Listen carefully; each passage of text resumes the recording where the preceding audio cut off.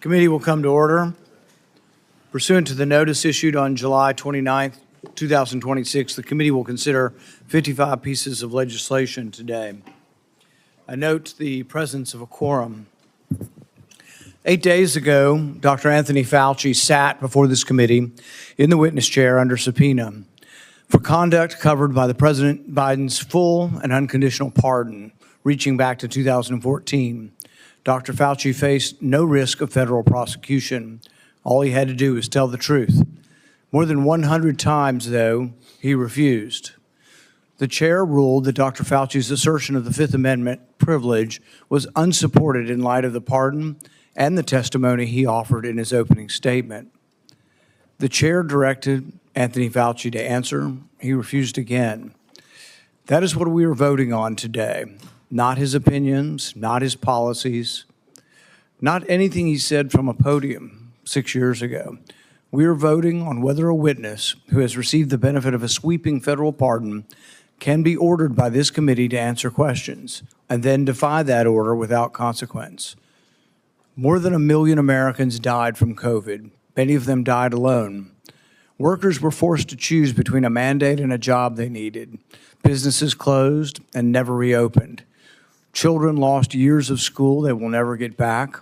Americans lost the freedom to work, to worship, and to decide what went into their own bodies. Nothing we do today can undo those losses, but silence does not honor them either.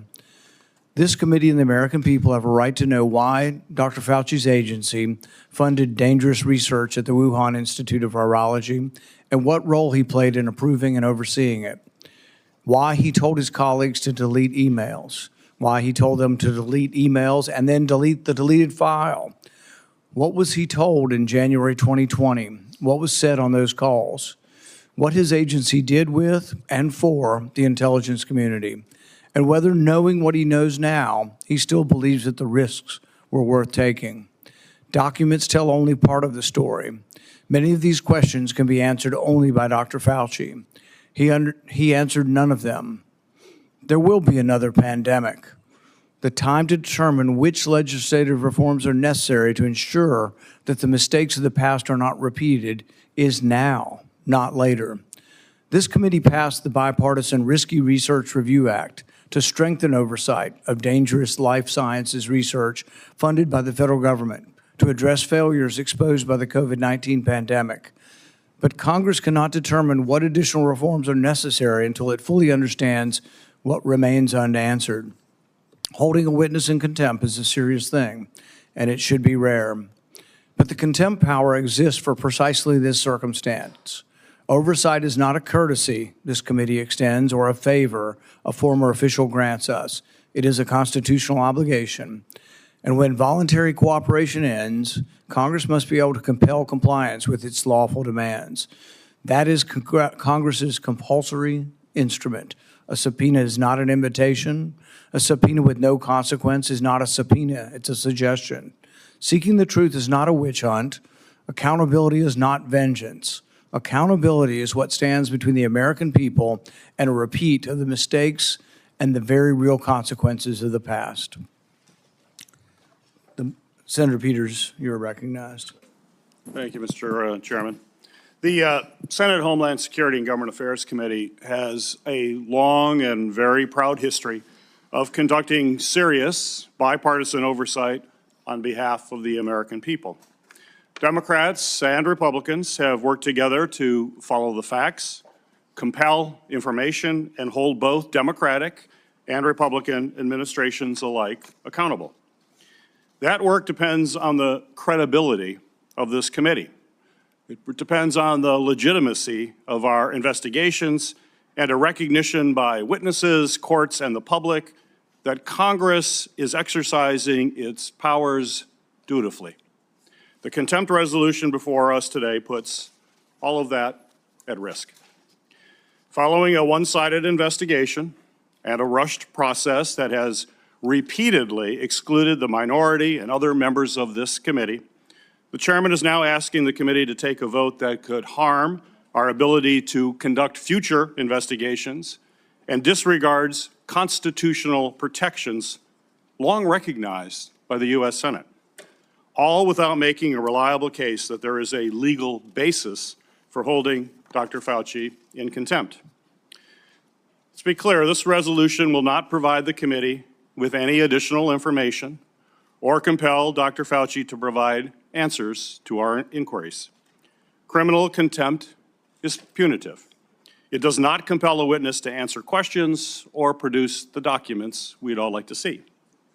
What it will do is create a damaging precedent that future witnesses will use to resist legitimate congressional oversight and weaken this committee's ability to compel testimony. For decades, the Senate has maintained that a witness must appear before a committee even when that witness intends to invoke the Fifth Amendment. Senate committees have been able to defend that position in the courts because both Democratic and Republican chairs have consistently recognized and respected the constitutional rights of witnesses when they appear. And when a witness refuses to voluntarily appear, that principle leaves the Senate on very strong ground to compel their appearance and, where necessary, in rare instances, make referrals for criminal contempt. If this committee now seeks to punish a witness for asserting their constitutional protected Fifth Amendment rights, future witnesses will argue that appearing before Congress exposes them to punishment regardless of whether they comply with the subpoena and invoke a constitutional protection.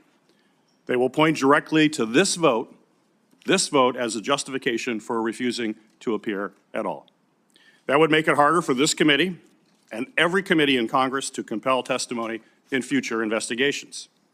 The chairman has also suggested he may attempt to refer this matter to the Department of Justice without approval of the full Senate. That would be even more dangerous and widely unprecedented move. No individual senator and no committee speaks for the entire Senate as a whole. The Senate's institutional powers belong to the full body. Allowing one chairman to unilaterally assert those powers would invite future chairs in both parties to bypass the Senate whenever they cannot secure the support of their colleagues. This investigation has been one-sided from the beginning. The minority has been excluded from witness interviews and full access to committee records.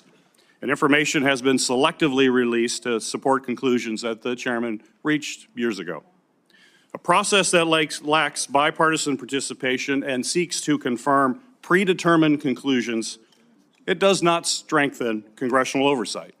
It makes our work to conduct oversight more challenging and less likely to withstand scrutiny. This committee should not damage its future investigative authority to advance the chairman's years-long campaign against a single individual. It is not just what we investigate that matters, and that really matters what we investigate, but it's also how we conduct those investigations. That matters too. So I urge my colleagues to protect this committee, protect the Senate's institutional powers, and oppose this resolution. Thank you, Mr. Chairman. Despite minority statements to the contrary, this investigation has been conducted with unparalleled transparency. Thousands and thousands of documents have been put up for review from the minority. You have to request a password. They've been informed of that. Not one Democrat has requested a password to look at any of the documents. So there is transparency. They're just not interested in reviewing the documents. Mr. Chair? I'm sorry, didn't mean to interrupt. I just also want to take a moment to address today's contempt resolution vote. There is a real need for a serious bipartisan examination into what went well and what went wrong during our country's response to the pandemic. But that's not what we saw last week in this committee. Instead, my colleagues in the majority held a hearing openly designed to target a single doctor and dedicated public servant who has testified before Congress many times before, and they wanted to blame him for everything that went wrong during the pandemic. The goal was clear, and I want to emphasize this. The goal was to wait for Dr. Fauci to make any kind of misstatement and then have a weaponized Department of Justice file criminal charges for that new statement that would not have been covered by the pardon, leaving Dr. Fauci little choice but to invoke his constitutional right to not walk directly into a trap. So who's helped by this political theater?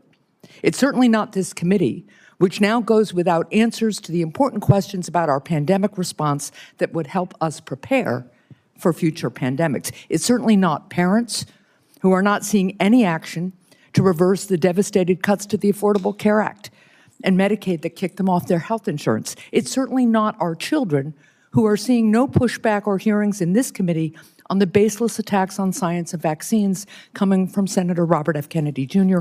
and his administration. Sadly, this is gamesmanship, and it represents everything wrong with Congress, which under this majority is clearly not focused on the priorities of the American people. Mr. Chairman. Let's be clear. All that was required from Anthony Fauci last week was to tell the truth. He had no liability if he told the truth. Senator Johnson? Yeah, Mr. Chairman, first of all, I want to associate myself with and second your opening comments. And I also want to strongly rebut the comments from our Democrat colleagues here. You know, particularly when Ranking Member Peters says this has been one-sided and rushed. Rushed? When I was chairman of this committee back in 2020, I started conducting oversight. I held hearings. There was no cooperation in those hearings. As a matter of fact, I remember one when we held a hearing with Dr. Pierre Corey when he came in with all kinds of evidence on the effectiveness of ivermectin. The ranking member then denigrated him. Back then, Dr. Corey was a Democrat. He was shocked at the treatment he was given by the ranking member. How many people died because they lacked early treatment with safe, effective generic drugs?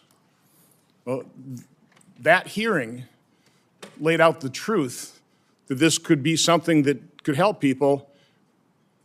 And we had a ranking member that did everything he could to denigrate that truth.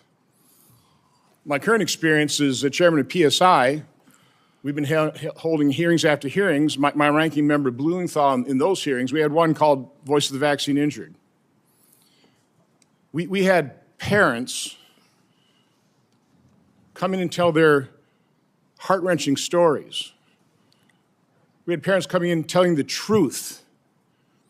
And the ranking member, a few hours before that hearing, held a press conference and said, hope the press doesn't cover it because there's nothing credible about this hearing. If these investigations are one-sided, it's because one side simply doesn't want to look at the truth. They want to bury the truth.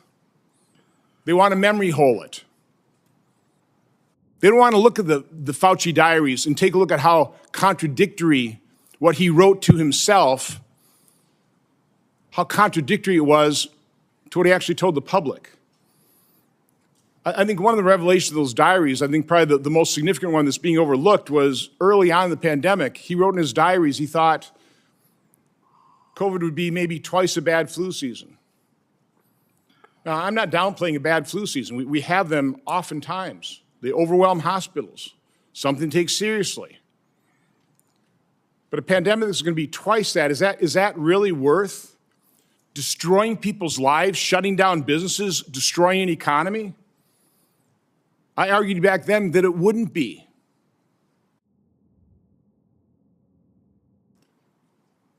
It's been 6 years since the pandemic began. We have not had a reckoning of what happened.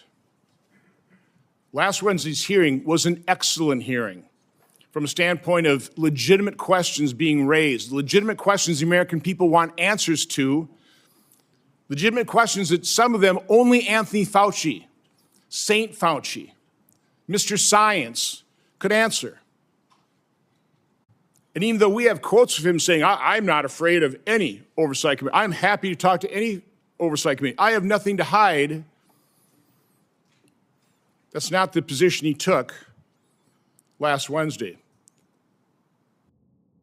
What he displayed last Wednesday was contempt for Congress, contempt for this committee, contempt for our investigation, the same contempt that our ranking member our ranking members have shown for the diligent oversight and the exposing of the truth that I've been undertaking for 6 years. There's nothing rushed.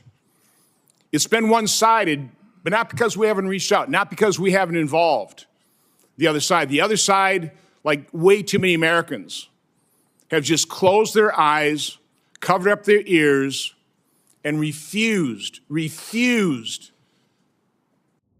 to look at the truth. I am definitely going to vote yes on contempt of Congress. And my investigation has just begun. We've invited Dr. Fauci for a transcribed interview. Okay, he doesn't want to do it in front of the American public. Come in front of our committee. We'll go through detail and detail. You say you have nothing to hide. Good, we'll do it behind closed doors. We'll transcribe it. That's only one of the interviews we'll be conducting. So again, no, last week's hearing just began the accountability. There's a lot more accountability that's required. Thank you, Mr. Chairman. The committee will now proceed to consideration of an original Mr. Chairman. resolution. We're going to continue the debate once we get on it. There's going to be time for everyone to speak. The committee will now proceed to consideration of an original resolution authorizing the President of the Senate to certify to the United States Attorney for the District of Columbia the committee's report concerning Dr. Anthony Fauci's refusal to answer questions required by committee subpoena. Mr. Chairman, I move the motion is to be tabled. This motion to table is intended to avoid accountability. We only have one question, whether to hold a witness responsible for his contempt towards Congress. The witness had many chances to answer the questions pertinent to our investigation, and he made his decision 111 times. I will oppose this motion and urge my colleagues to do the same. The clerk will call the roll. I want to comment on the motion, Mr. Chairman. Mr. Chairman, I move to table this resolution until the chairman commits to abiding by the Senate rules, practice, and laws that address contempt of Congress.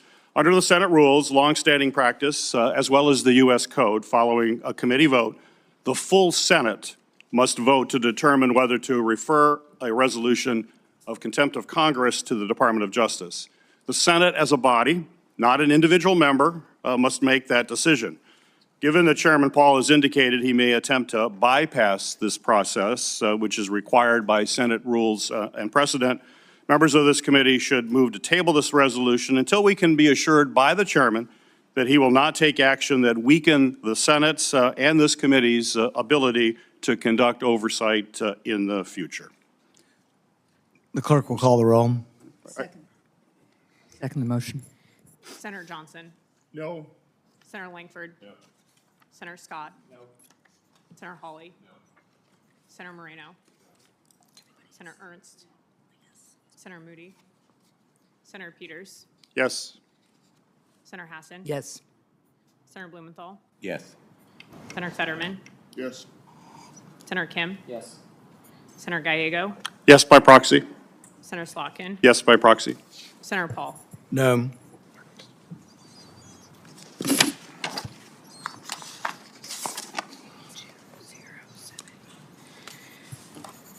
Mr. Chairman, on the vote of those present, the yeas are 5, the nays are 8. On the vote by proxy, the yeas are 2, the nays are 0. On this vote, the yeas are 7, the nays are 8, and the motion is not agreed to. Mr. Chair, Senator Hassan. I move to table consideration of this resolution until the chairman invites the views of legal experts who can speak to the constitutional questions and legal authorities Chairman Paul has raised in his contempt of Congress resolution. This resolution should be tabled until our committee can hear from independent experts about the applicability of the Fifth Amendment and other constitutional considerations raised by the chairman's actions. This motion is intended to avoid accountability. I will oppose this motion and urge my colleagues to do the same. Press the roll call. Clerk will call the roll. Senator Johnson. No. Senator Langford. No. Senator Scott. Nope. Senator Hawley. No. Senator Moreno. No. Senator Ernst. Senator Moody. Senator Peters. Yes. Senator Hassan. Yes. Senator Blumenthal. Yes. Senator Fetterman. Aye. Senator Kim. Yes. Senator Gallego. Yes, by proxy. Senator Slotkin. Yes, by proxy. Senator Paul. No. Mr. Chairman, Senator Mr. Chair- Blumenthal, let's hear the vote first. On the vote of those present, the yeas are 5, the nays are 8. On the vote by proxy, the yeas are 2, the nays are 0. On this vote, the yeas are 7, the nays are 8, and the motion is not agreed to. thank you, Mr. Chairman. Senator Blumenthal. I move to postpone consideration of this resolution until the committee has an opportunity to hear from Dr. Fauci's attorney, who was forcibly removed from the hearing last week. I should point out that Dr. Fauci had a well-founded fear based on facts that he was in jeopardy of prosecution for perjury. In fact, the chairman and others on the committee have said the quiet part out loud. They've shouted it repeatedly that their objective in that proceeding was, in fact, to put Dr. Fauci behind bars. He was represented by counsel who attempted to speak at this proceeding, even during the darkest days of the McCarthy hearings. Counsel were allowed to speak. We denied that opportunity to Dr. Fauci, and we should hear from his counsel before we move on this motion so that we can hear his side of the legal argument here. And I would simply predict, Mr. Chairman, based on the long history of assertion of self-incrimination rights, that there is virtually no chance that a court would actually approve any contempt because he had a well-founded fear of self-incrimination, which entitled him to invoke the Fifth Amendment, and we should hear from his counsel. I ask for a roll call vote.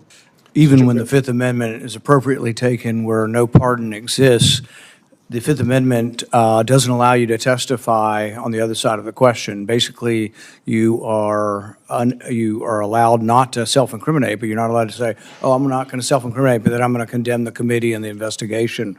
So he attempted to do that in his opening statement, which courts have looked poorly upon, trying to have it both ways, and allowing the attorney to take the positive role of saying, this is what he would have said had he spoken, but he's not going to speak, also doesn't fit in with the history of the Fifth Amendment. So I will move to table. Mr. Chairman?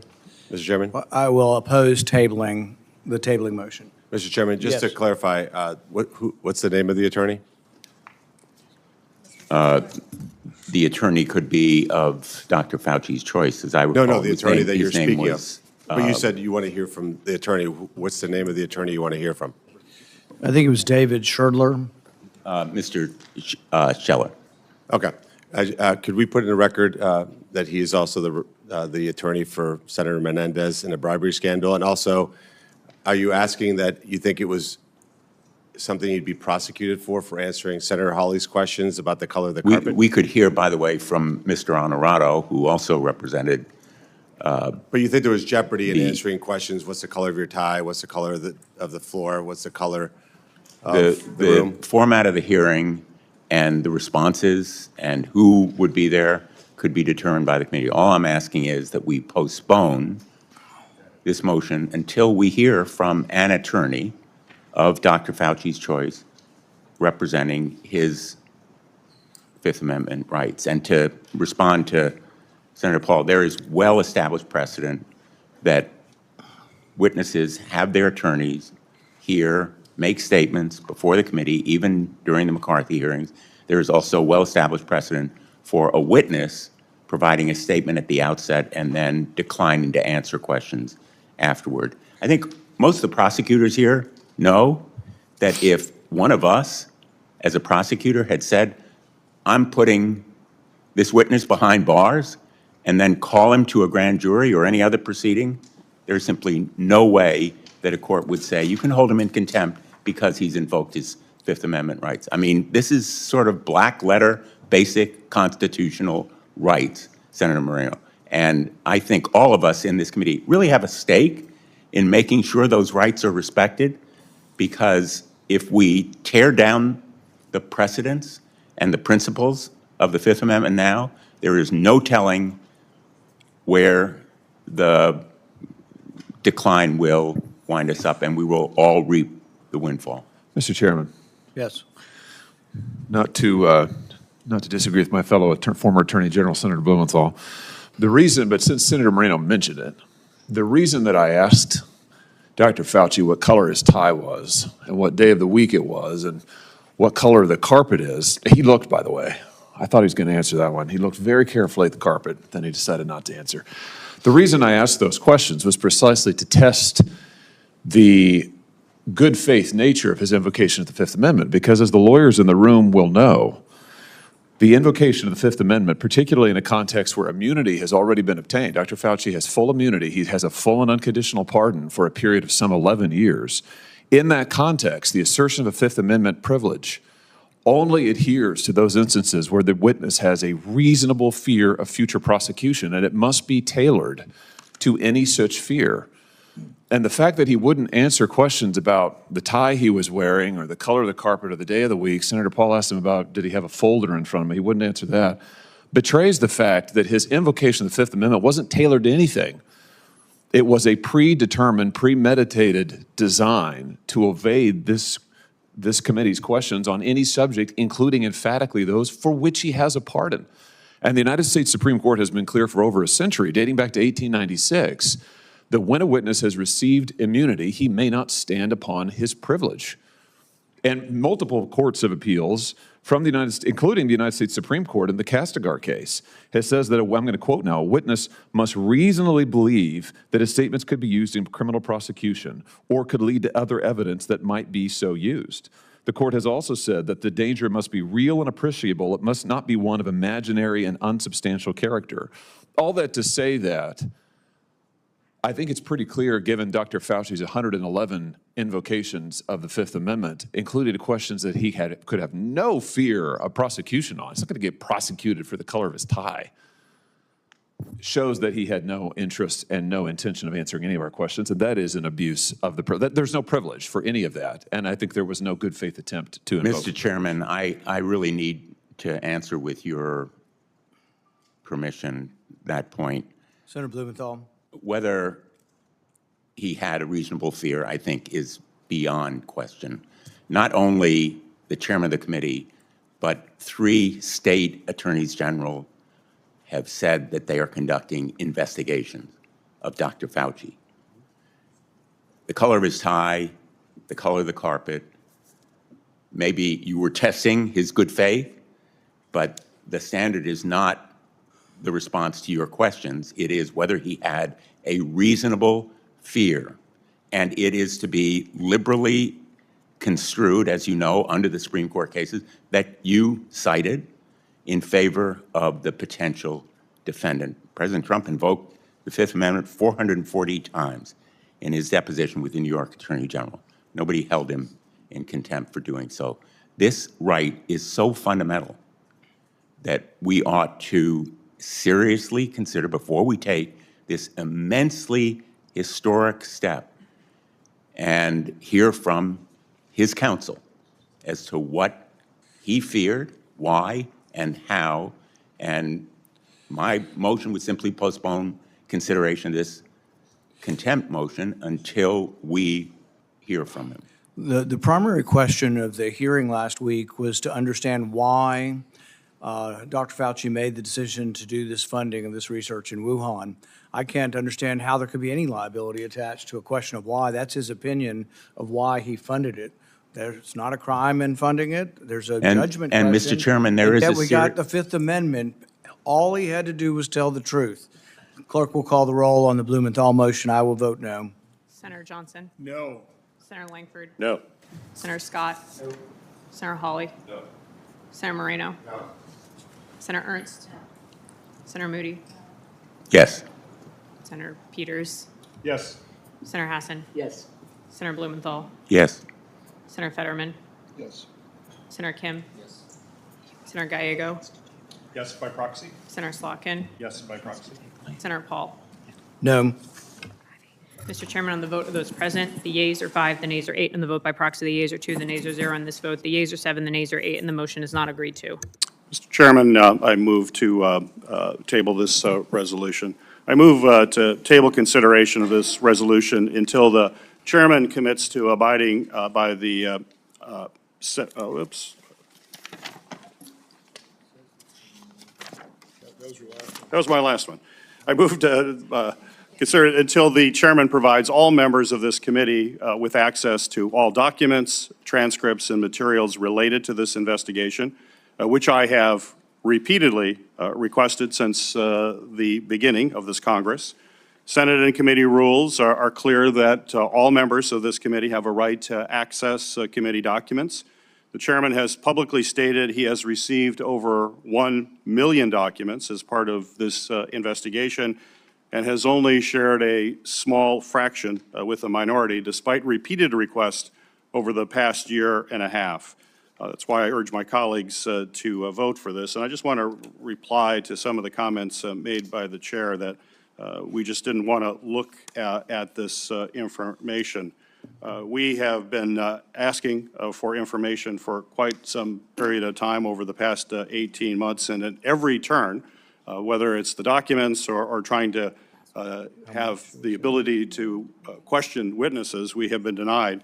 Just in April of this year, your staff conducted a transcribed interview of Ralph Barrick without even notifying my staff about the interview. After you posted the transcript publicly, we asked for the unredacted version and the classified portion. Received absolutely no response. You refused to let the minority participate in the transcribed interview that Dr. Fauci agreed to do voluntarily. To a comment one of my colleagues made, we could just do it and have a transcript in private. We were open to that. Dr. Fauci was open to it. But we were declined ability to do that. It was going to be one-sided, and when he knew it was going to be one-sided, he didn't want to come in. This committee normally always deals in a bipartisan way. We should have been there asking those questions as well. I know that the chairman says that these documents were on some sort of website. We did not know about that website. We were told that there was a letter talking about the website. We understand it was hard copy only. We have no record of receiving it. Most of everybody on the dais has no record of receiving it. And yet, as we continually ask for documents, if there was this website, which is different than what we have done as a committee, we always have a shared site where all of us can take a look at documents. We all have a right as members of the committee to look at those documents. If this other website existed, and we were supposedly told about it in a letter, and we didn't get it, we don't have any record of receiving it, we didn't see it. But there were numerous times where the chairman's staff, when we were asking for documents, could have said, hey, go to that website. We have. Oh, okay, we'll take a look at it. We didn't. We made, I don't know, we have records of all these emails. We have records. I can go through them. I don't need to maybe go through them all. We got them tabbed. You know, where are these records? We'd like to see records. Crickets. Nothing. No mention of it. Could have been a mention like, oh, well, by the way, we have this. This is over 18 months, like stonewalling for 18 months. That's not the way this committee should ever work. It didn't work when I was chair. Now Chairman Paul, we went through investigation. We had a detailed investigation of COVID-19. All those documents were provided. We worked with then ranking member Paul. Under Chairman Paul, we don't get those records. That's just not the way this place should work. And I would hope my colleagues on the other side of the aisle would realize that too, because things change. If we make this the new precedent, there will be a Democrat as a chair. Would you want them to do that? Would you want to be treated that way? I don't think you're going to want to be treated that way as well, and you'll scream and holler about it. We should stop it right now. Let's continue to have the kind of bipartisan investigations that has made this committee a powerful committee over the years. Right now, we're ceding all that. We're just making it highly partisan. And when you make it highly partisan, people just ignore what you do. And that's really tragic, I think, and it's sad. So I would urge my colleagues to table this resolution. Let us take a look at these documents. They're on his private web or whatever he has set up for it. We'll take a look at it.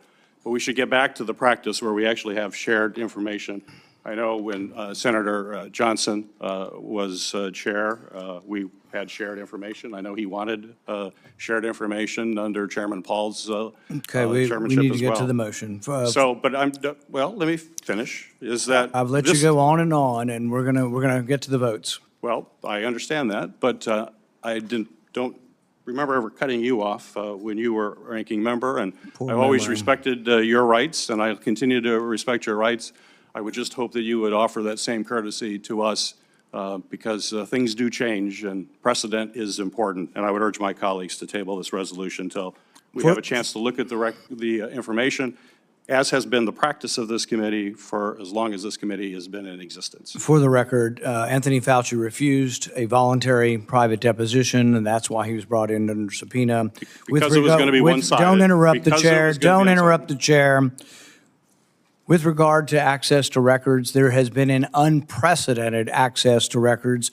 They have all been uploaded on a website that you were invited to join. You refused to join. You had utter disdain. You never even asked for the password. Not one of you ever signed up. It's been up for over a year. The information is there for the taking. I've repeated it publicly over and over. Don't come to this hearing saying you weren't given the records. The records were given. The clerk will call the roll. Senator So you're Johnson. No. Senator Langford. No. You've been Scott. talking ad nauseum. Senator Hawley. Senator Moreno. Senator Ernst. Senator Moody. Senator Peters. Yes. Senator Hassan. Yes. Senator Blumenthal. Senator Fetterman. Senator Kim.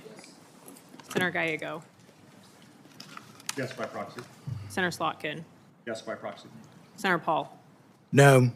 Mr. Chairman, on the vote of those present, the yeas are 5, the nays are 8. On the vote by proxy, the yeas are 2, the nays are 0. On this vote, the yeas are 7, the nays are 8, and the motion is not agreed to.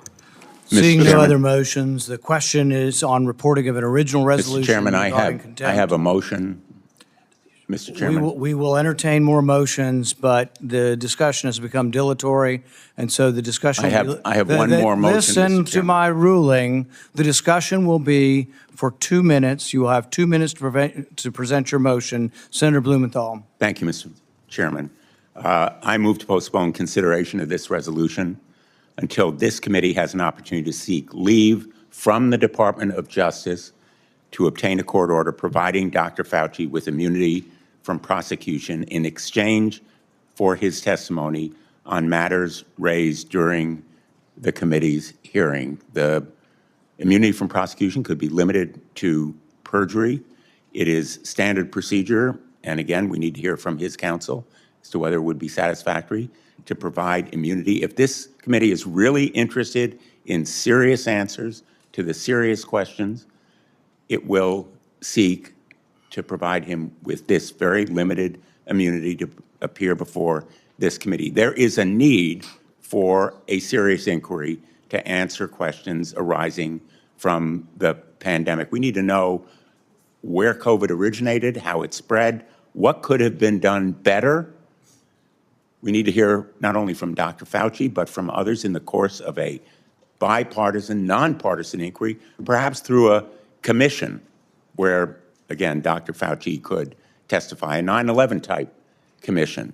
But this kind of show trial is no way to elicit the important information that the country needs to know. So I ask that we postpone consideration of this resolution until we can give Dr. Fauci the kind of legal protection against self-incrimination that he needs. The clerk will call the roll.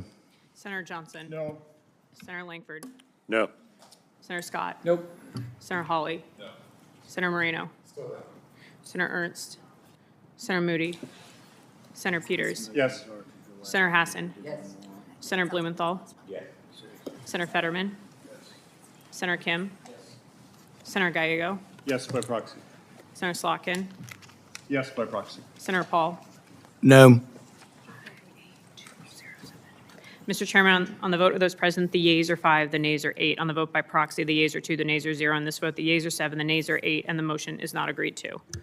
Mr. Chairman, I'd like to, Mr. Chairman, without objection, I'd like to enter into the record all of the copies of emails that we sent to your staff asking to have access to information. And you will see in these emails, there's either absolutely no response or no way to understand that there's a separate email or a separate place somewhere where we can get an email. Certainly, I'll put these in the records without objection. Certainly would be open to see any emails that actually told us about this. We can't find any in any of our electronic records, and we'd be open to seeing that, but would like to do this without objection. Without objection. Seeing no other Mr. Chairman, motions, the Mr. Chairman, question is on Mr. reporting of Chairman, an original pursuant to Committee resolution Rule 6B, regarding. If I may, Mr. Chairman. Go ahead. Seeing no other motions, the question is on reporting of an original resolution regarding contempt of Congress. The clerk will call the roll. Senator Johnson. Yes. Senator Langford. Aye. Senator Scott. Yes. Senator Hawley. Aye. Senator Moreno. On behalf of the millions of people harmed by Anthony Fauci, resoundingly yes. Senator Ernst. Senator Moody. Senator Peters. No. Senator Hassan. No. Senator Blumenthal. No. Senator Fetterman. No. Senator Kim. No. Senator Gallego. No by proxy. Senator Slotkin. No by proxy. Senator Paul. Yes. Mr. Chairman, on the vote of those present, the yeas are 8, the nays are 5. On the vote by proxy and for the record only, the yeas are 0, the nays are 2. On this vote, the yeas are 8, the nays are 5, and the motion is agreed to. Mr. Chairman, I pursuant have to not even committee rule. recognized you. Mr. Chairman? We've had ample remarks on this. The chair will limit remarks to 2 minutes. I will give you another chance to state your opinion, which has been amply stated. You have 2 minutes. Well, Mr. Chairman, pursuant to Committee Rule 6B and Senate Rule 26, Section 10C, I'm notifying you that I intend to file minority views regarding this resolution. The clerk will report the conclusion of the vote, Just did. and that it is reported favorably. The committee will now proceed to consideration of S 4505, a bill to require the U.S. Postal Service to designate zip codes for certain communities. Senator Ernst? Yes, thank you, Mr. Chairman, for holding today's markup. And I do have an amendment at the desk in the nature of a substitute